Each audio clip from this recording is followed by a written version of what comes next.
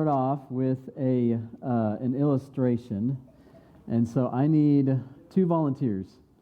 So who wants to be a volunteer for me? Well, don't everybody volunteer at once. I can volunteer you if you want. Okay, all right. Michelle and Chris. Chris volunteered. All right. Okay, so I want y'all just stay right down here. Chris, you're going to be on this side. Michelle, you're going to be on this side. And every time I tell you go, Chris, you are going to go and get somebody from the sparse audience that we have today.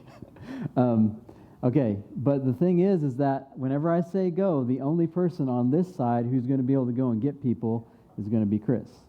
Chris is the leader.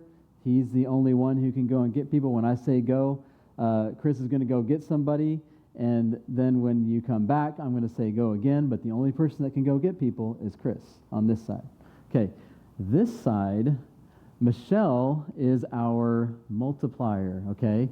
So whenever she goes and gets somebody, and then when I say go again, then the person that she went and got is also going to go and get somebody, okay? So every time I say go, Michelle, you will go, you will multiply, and the people that you get will multiply again, and the people that they get will also be able to multiply, okay?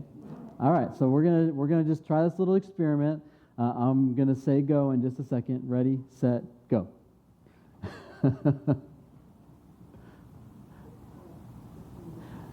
All right, now this side, remember this side's multiplying. This side's just Chris. Go.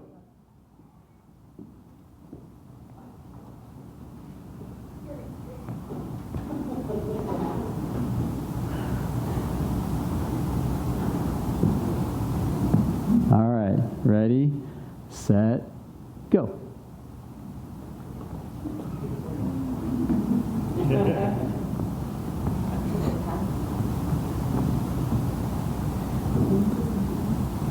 Did you do this in PE? Could you? Yes, you could use it in PE. Ready, set, go. You can pick from anywhere.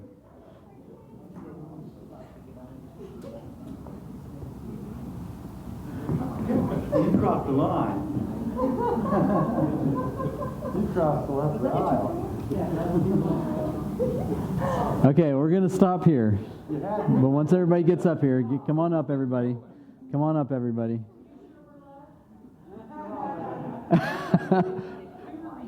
Okay, so I just want everybody to think about this and look at this. Okay. So this side was the multiplying side where everybody was going and getting people. This side was the leader multiplier. There's only one person, the leader, was the only one who was going and getting people. And I think everybody could see that this side was a lot more people, right? Okay, all right, you guys take your seat back. Okay.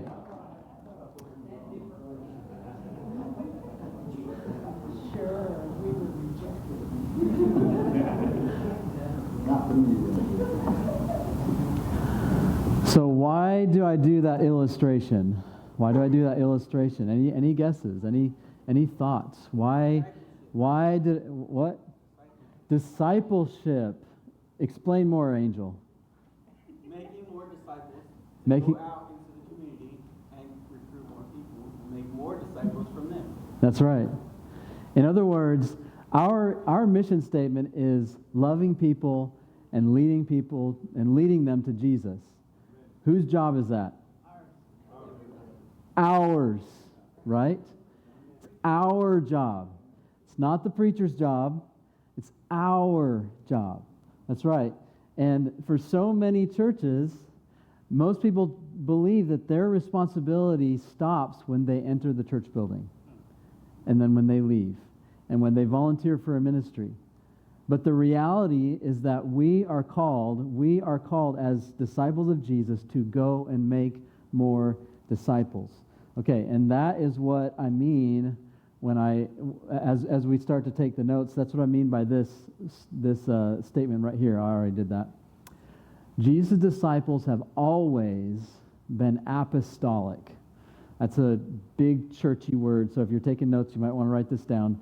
if you got the little handout that I gave you, Jesus' disciples have always been apostolic. Does anybody have a guess as to what I mean by that? I mean, you should have a pretty good guess. Yeah, you're sent, right? To be an apostle means that you are sent. That's what the Greek word means that this word comes from. It's apostolos, and it means you are sent to go and make more of what you are.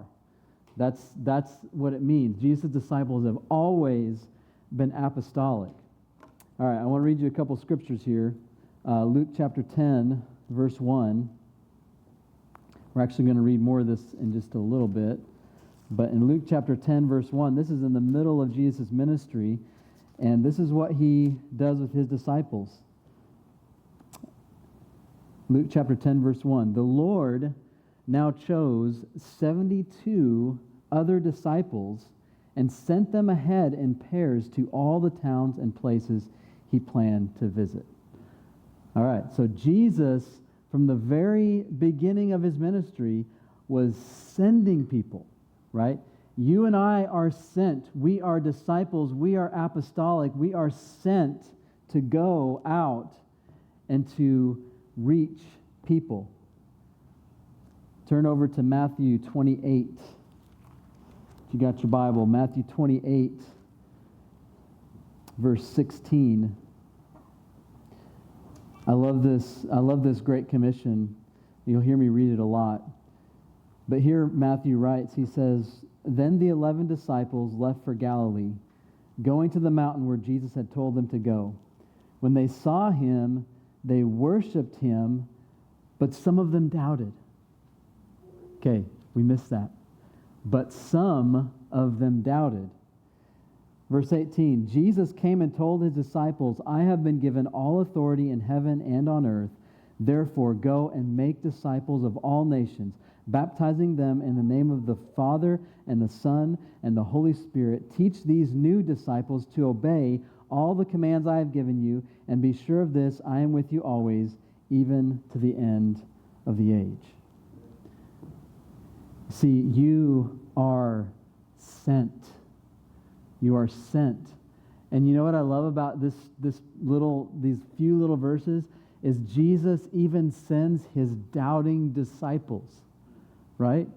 Even when they're not sure, like, what is going on, when they're doubting, like, we don't know exactly how they're doubting, but Jesus sends them anyway. Because here's what I can guarantee you, is that if you see yourself as sent and you go, Jesus is going to show up. He says, I will be with you, even to the very end of the age. And Jesus is going to show up when we realize that we are sent. So I want to ask you some really hard questions. And you don't have to answer these out loud. These are just rhetorical. These are just for you to think about. When's the last time that you led somebody to Christ? When is the last time that you, yourself, led somebody to Christ? Do you even know how? Do you know how to do it? What's your strategy for meeting people and leading them to Christ? Because what did he say? If you don't have a strategy, I can guarantee you Satan has a strategy to take you out, right? And to keep you from sharing the message of Christ. So what I want to do today is I want to share with you a tool that will help you to begin thinking strategically about your relationships. And in the coming weeks, I want to also give you some tools for how to share Christ with people. But I want us to be thinking strategically. Now, I don't want you to be, it's hard for me to know how exactly to say this, but I don't want people to be around you and feel like they're your project. That's not what this is about, right?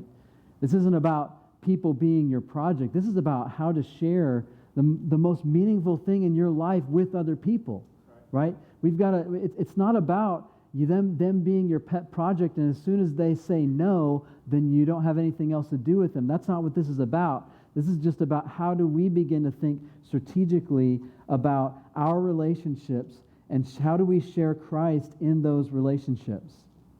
So I want to share with you a tool that didn't start with me. Somebody else titled it this. They like to title it from a fun Greek word. It's called oikos. Okay, the oikos map. It's the Greek word basically just for your extended household. So if you're taking notes, you want to write that down.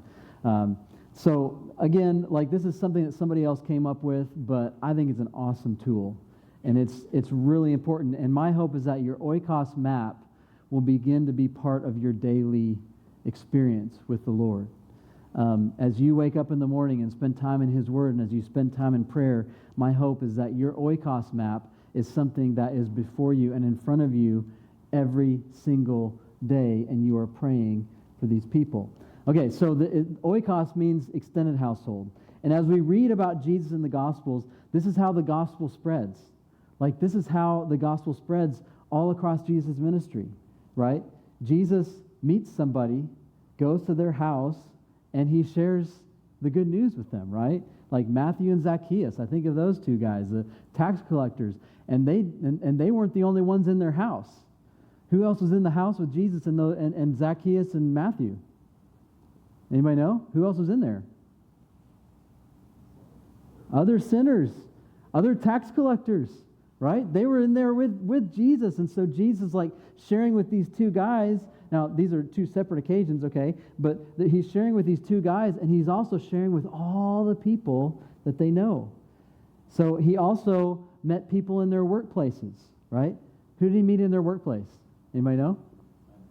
Simon Peter. That's right.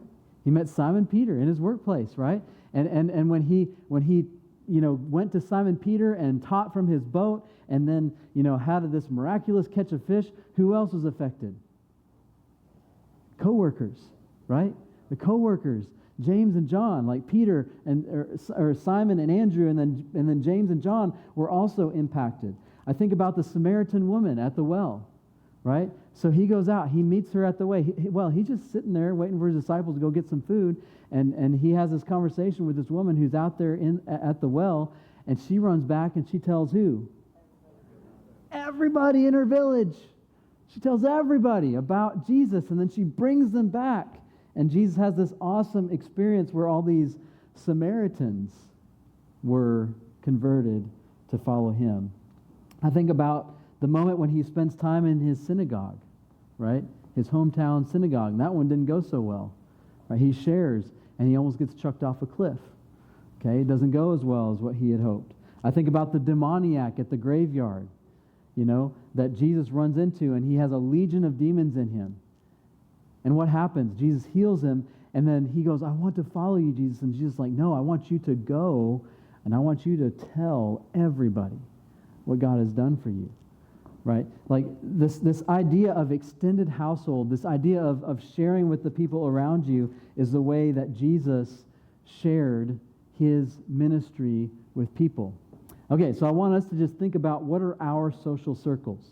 Okay, so if you're taking notes, you might want to write these down. What are your social circles? First of all, you have your family. You have your family. That's a pretty easy one. You kind of know who those people are.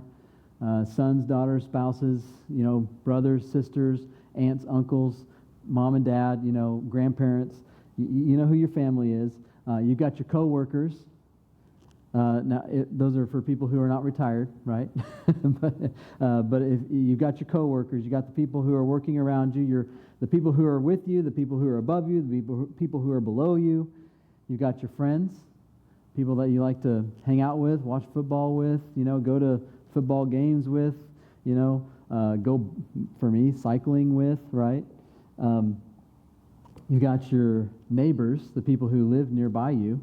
And hopefully you have a relationship with them, like you see them outside, you talk to them, things like that.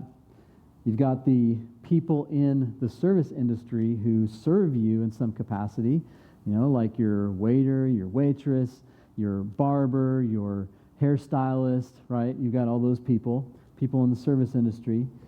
You've got the people that you enjoy leisure activities with. I guess that's more the cycling, where cycling goes. The things that you like to do together, right? Like, I don't like to play golf, but some of you do. Like CH isn't here, but he loves to play golf. He knows all kinds of people out at that golf course.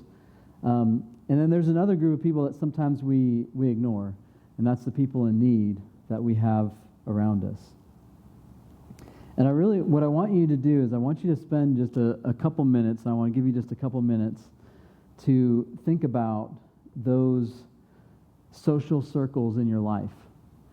And I want you to write down underneath each one of those social circles, if somebody comes to mind who is far from God. Okay, is somebody in your social circle? Look at all those social circles, seven circles. There's probably more than that, but I gave you 7. Is there somebody in those social circles who's far from God, who does not know God? Or maybe you don't even know. Maybe it's just a question mark, right? Just a question mark. So I want to just give you a couple minutes, and you can start writing those people down. It might take you more time, but I would encourage you to try to fill this out. Try to pray over this. See if the Spirit will put some people on your heart. And while you're doing that, I'm going to get some things set up here. So go ahead and do that.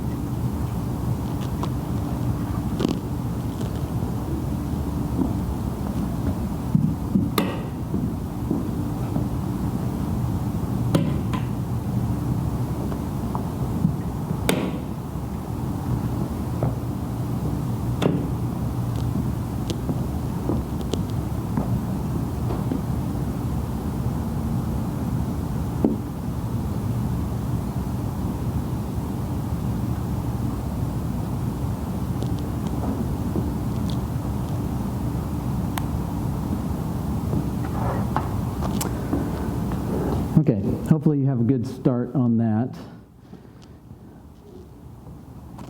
But now it's time to draw your map. And my hope is that we all have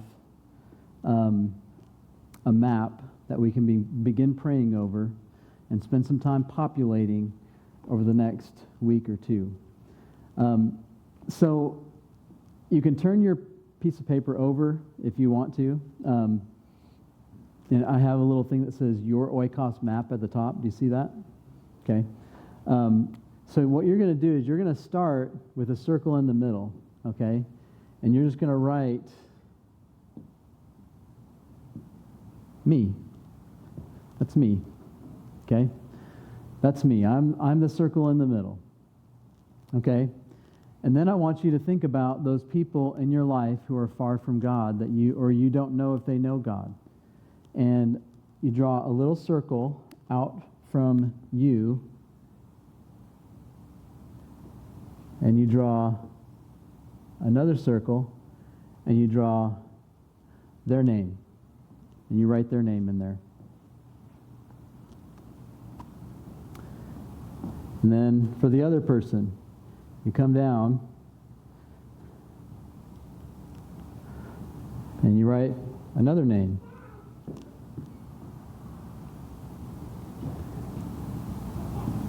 And over here, write another person. And you write their name.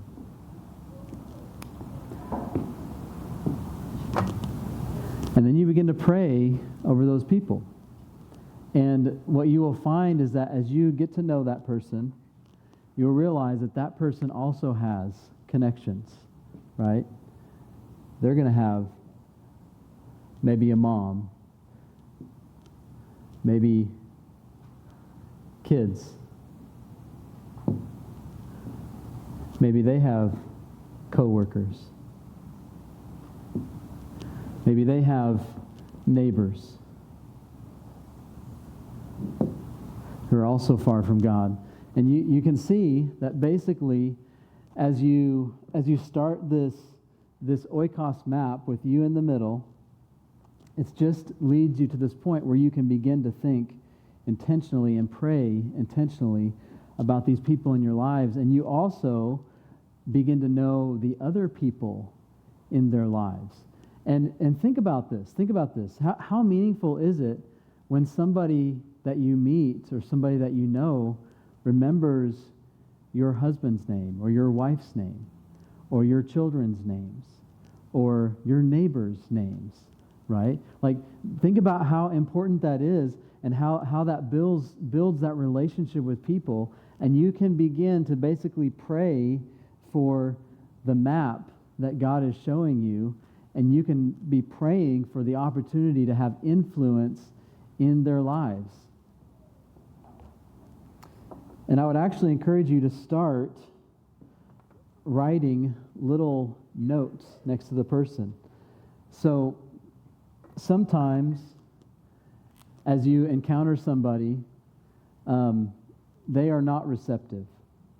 And, you kind of mention something to them, talk about church, and, it's just a big, fat no. Like, they don't want anything to do with it. Or maybe as you're talking to somebody, you can find out that this person, I probably shouldn't have done an X there. I'm going to do something else. I'll just write no. Because maybe you encounter somebody else and you find out this person is actually a Christian.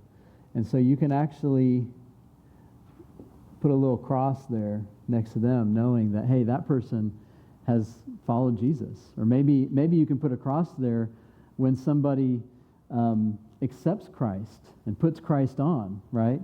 And just kind of keep this thing in front of you and take notes and write down little things and things that you're praying for, things that you think about them, and things that you find out about them.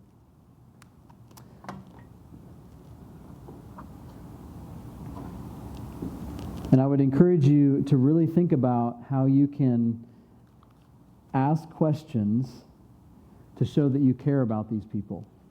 So you're going to have a lot of different relationships in your life, and all those relationships can get really overwhelming. But this gives you a strategic way to think about your life and who you're trying to reach with the gospel. And so you have these three people. And so you're thinking about, hey, how can I encourage them? How can I ask them how their day was? What can I do to serve this person? Can I invite them over to my house? And the main thing is just keep it simple and intentional to keep the relationship going. And I really love this because it mirrors Jesus' prayer in John chapter 17. So I want to turn over there to John 17 real quick.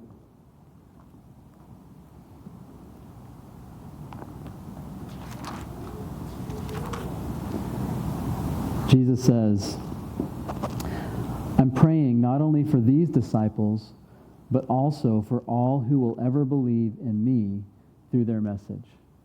And so we can be praying for these people, but we can also be praying for all of their connections and all the people who are in their life. It follows Jesus' model for us. Okay, I want to give you one more idea here. And this is the idea of a person of peace.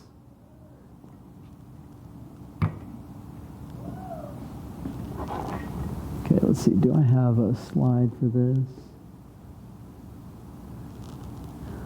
What else do I have? Okay, yeah. All right. So, person of peace.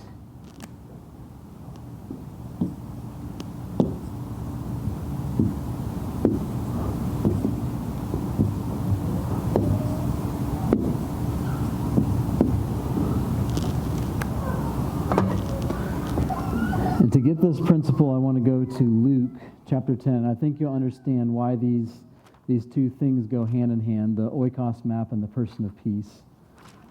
But we started reading in Luke chapter 10, but I want to read a few more verses now. Luke chapter 10, starting in verse 1.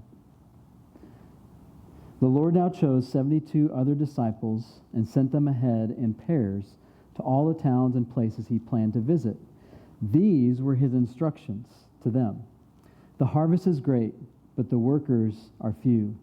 So pray to the Lord who is in charge of the harvest. Ask him to send more workers into his fields. Now go and remember that I am sending you out as lambs among wolves. Don't take any money with you, nor traveler's bag, nor any extra pairs of sandals, and don't stop to greet anyone on the road.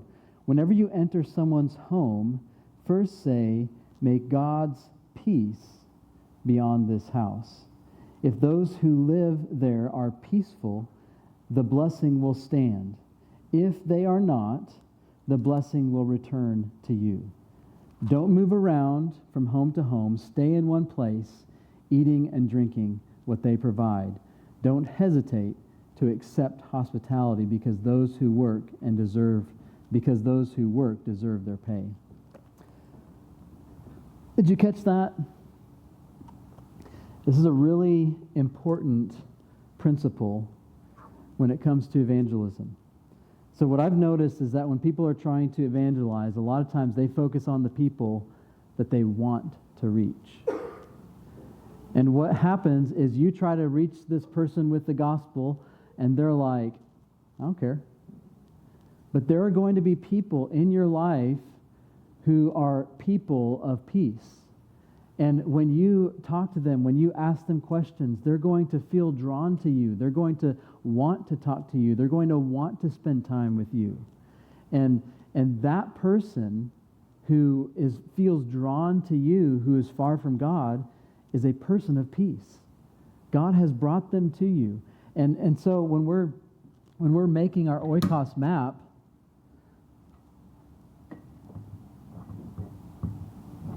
there's going to be people who say no, right?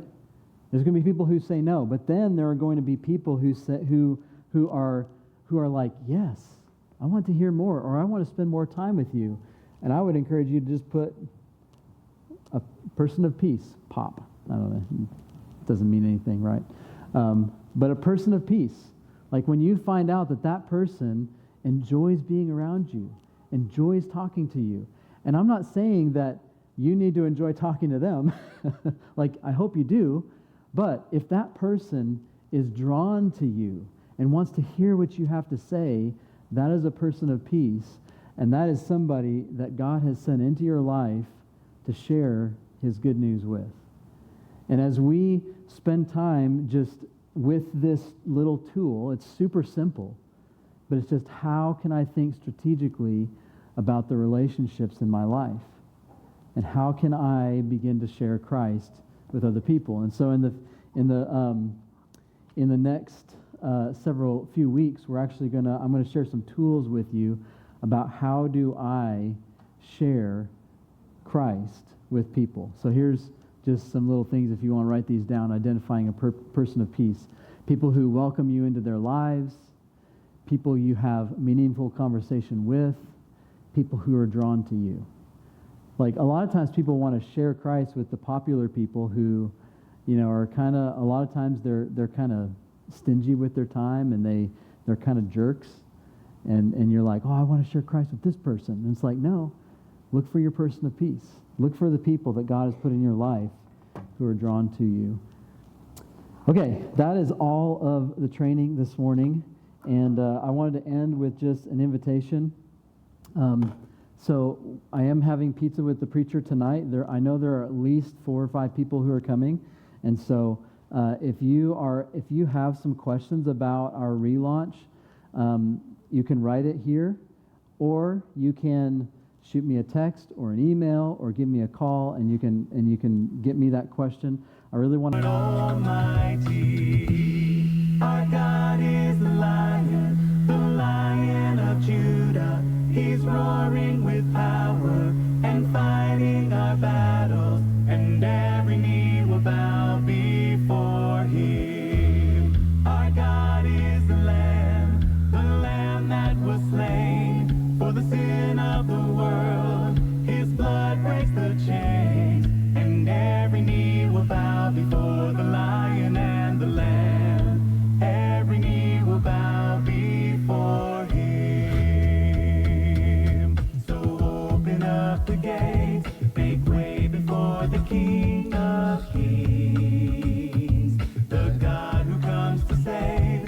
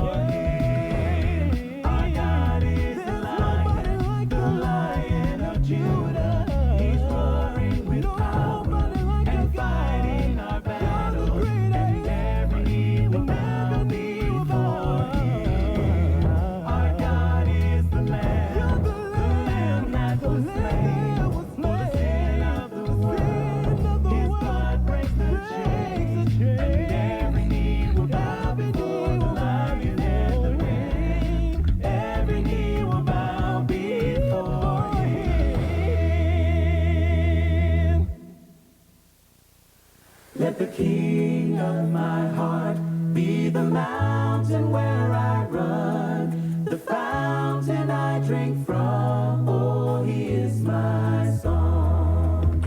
Let the king of my heart be the shadow where I hide, the ransom for my life. Oh, he is my song. You are good, good, Lord. You are good, good, Lord. You are good, good, Lord. You are good.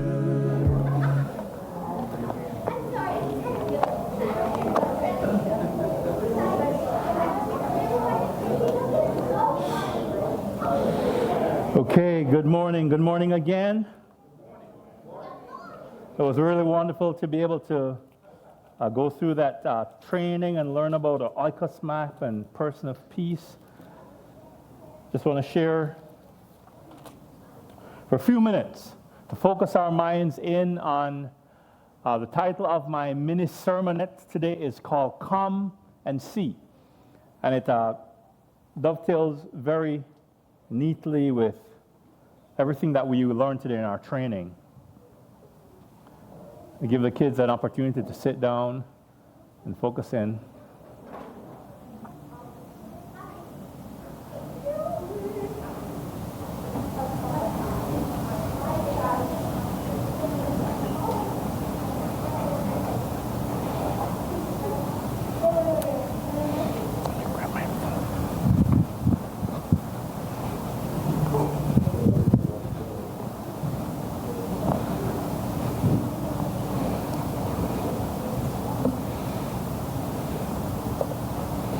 In John chapter 4, Jesus ends this life-changing conversation that he has with the woman at the well, the Samaritan woman that Josh talked about in his training. And the following verses 28 to 30, describe the woman's response in these words. It says, the woman left her water jar beside the well and ran back to the village telling everyone, "Come and see a man who told me everything I ever did. Could he possibly be the Messiah?" So the people came streaming from the village to see him. Come and see. That's what she said. This woman who had walked for miles, toiled to fill her water jar in the midday sun. And while she was there, she had this conversation with Jesus. I think my mic is just a little bit too loud, is it? Or am I just hearing it really clearly? But instead of just the water from the well, she found living water, water to refresh her soul, water to quench her parched soul in that conversation she had with Jesus. It was a conversation that she did not anticipate having. It was a healing that she did not deserve. It was, for her, something that was unexpected in her life, a hope that she didn't expect. And so she ran away, the scripture says, leaving her water jar and rushing into the town, into the village, and telling the people, "Come and see." These are not the first time we hear these words in relation to Jesus in scripture. When someone is inquiring about this thing that Jesus is doing, this unexpected thing that is taking place, these are actually Jesus' own words of invitation. Come and see. When two of John's disciples learn about Jesus and go to find out more about his ministry, Jesus tells them, "Come and see." One of those disciples was Andrew, and after spending the whole day with Jesus, he went searching for his brother Simon Peter. And he tells Simon, look, I think we have found the Messiah. Come and see. A little later on, the Bible tells us in John chapter 1 that Jesus goes the next day and he calls Philip to be his disciple, to follow him. And the first thing it says Philip does is find his friend Nathanael and say to Nathanael, I think we found the Messiah, the one that we've been waiting for. This is Jesus of Nazareth. And when Nathanael says, Nazareth, nobody good comes from Nazareth. He says, well, come and see. These words, Jesus' own invitation, it's a call for us to, as it were, to stop and smell the coffee. A call to get a whiff of the aroma. Something is going on. Something is happening somewhere. And he's saying this is something that you don't want to miss. You need to stop and investigate for yourself. You need to come and see. This is Jesus' invitation. It's also our response to him, to what Jesus is doing in our lives. Come and see. It's a simple message that we have when we don't know what else to say, when we don't have the right words to explain. We may not be able to describe it, but we know that something good is happening and something life-changing is happening, and all we can say is come and see. Come and see for yourself what is happening. Come and hear for yourself this call. Come and experience for yourself this unexpected change. Come and understand for yourself what God is doing in my life, in this family, in this city, in this church, in this community at this time. I don't know if you've connected it yet, but when you think about the training that we've gotten this morning and you think about this call, realize that you and I in this room here today, we are those men and women on the pages of the Bible.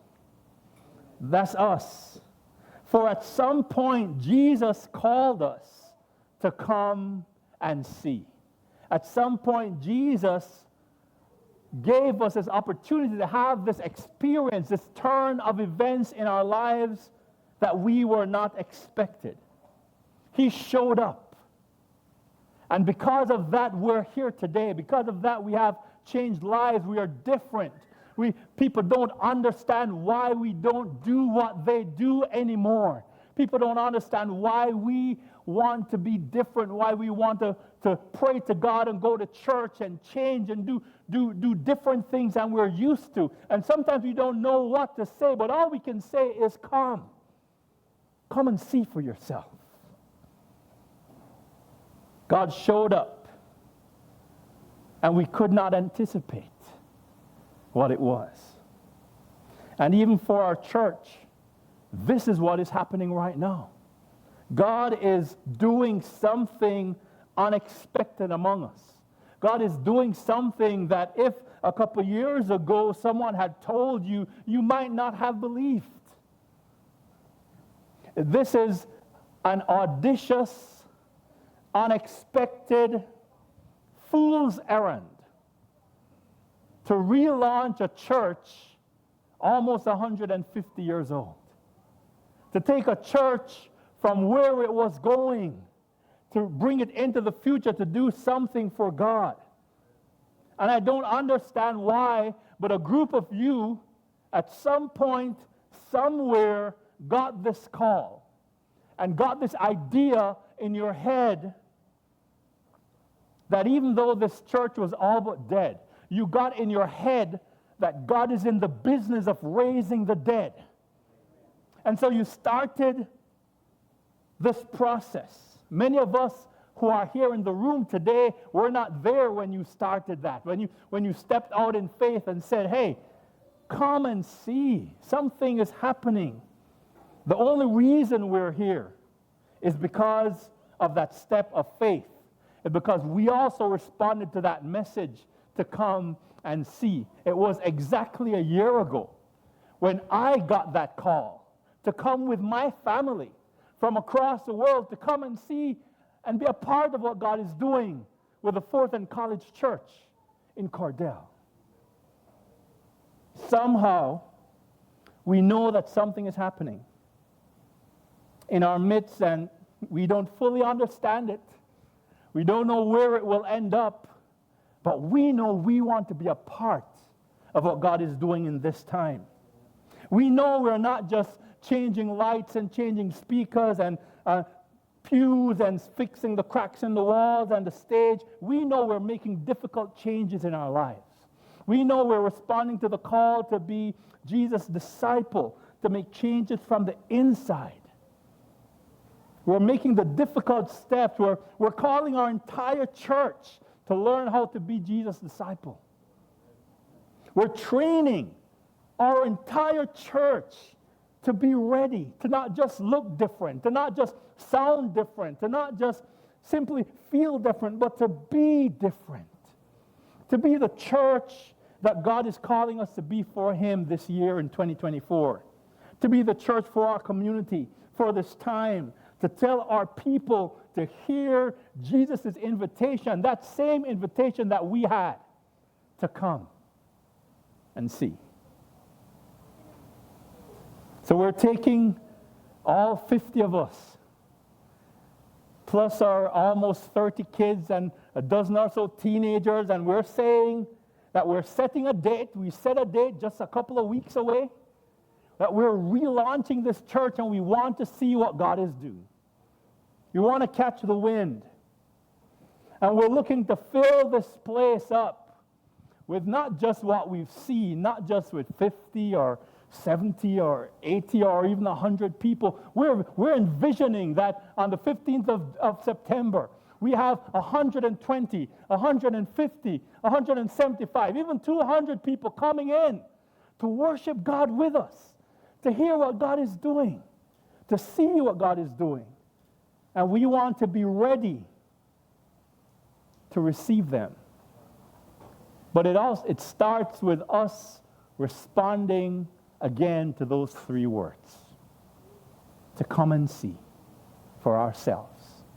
To not forget that God isn't finished with us. He's not finished with you, no matter how old you are or how young you are, you think He hasn't started with you yet. He still wants you to come and see what He has planned. And He wants you to be a part of the voice to call others. So if you are grateful for what God has done in your life, you will start telling the people in your circle, in your oikos, in your extended household, to come and see. If you're excited about what God is doing, the changes you've seen, the miracles you've experienced in your own life, when you are asked the questions and you don't even have the words to explain, Jesus has said simply, come and see. It's what our teens do when they invite their friends to come on a Wednesday night to youth class. It says, come and see, we're having fun, come and see. It's what Linda and David do with their neighbors, and so many of you, hey, come and see, come and check it out. It's what Carl Ramsey, I know he's watching online this morning, has been doing on Facebook. Talking about, hey, this is different. It's something I've not experienced before, but you need to come and see. It's a call that all of us must respond to. Something is happening. It's changing in me. It is different, and I don't know what will happen.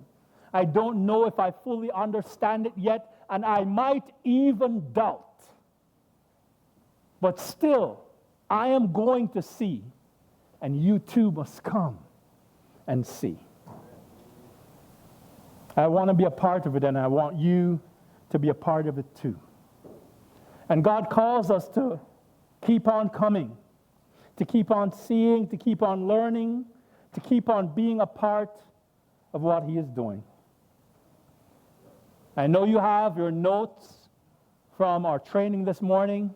If you look on your bulletin, there are 3 questions there which will help you to complete your oikos map if you answer those questions. And simply this: what are you grateful for that God has done or is doing in your life? What are you grateful for? Who are the people that God has put in your circle that you have the opportunity to make an impact in their lives? And the third one is this: when you have the opportunity, will you tell them to come and see what God has done or what God is doing for you? Amen? Amen. That's it for our mini sermon today. Let's stand together, and with these convictions in our hearts, I want us to sing this song together. Song that says, you know, I could choose to either just sit in my comfort and fear and wait, or I could have the word Keith taught me this morning. I could have the